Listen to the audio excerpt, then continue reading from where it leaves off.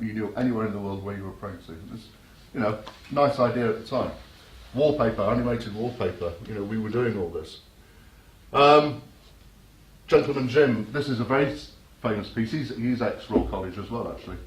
And one of the things we used to do at my old company was give artists and designers free access to anything we didn't want. When you make something, invariably you make 5 or 10 of it, and the rest of it will just go into a skip or a bin.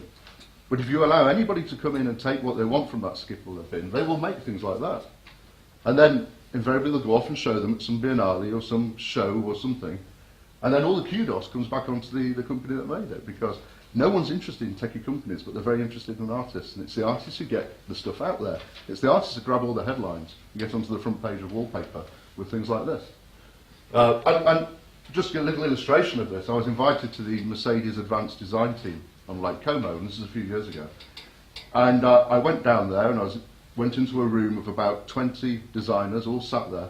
And what was interesting is they had all their tendance boards all the way around the room, and it was full of Design Week and wallpaper and, you know, and all the trendy magazines, full of all the artists that I'd been sponsoring.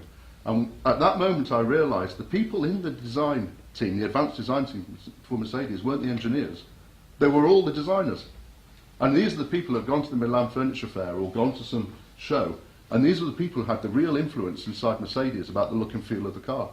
And it sort of clicked, and at that moment I thought, I said, okay, I'm going to keep sponsoring artists. And that led to some really great developments with Jaguar. Troika, ex-Royal College. You'll probably know this piece, Rick mentioned it. It's the old stuff, but it's really good, it's really sexy. It's 25 metres long, it's embedded in glass, it's at Terminal 5. It's called All the Time in the World. And, well, we made this in 2007, at that time it was really Minority Report.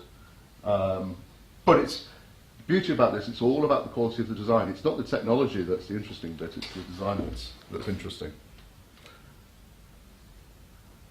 So that was all yesterday. Where are we today? Well, we're making things like this. Truly awful design. It needs some input. You know, we've got to get you guys involved.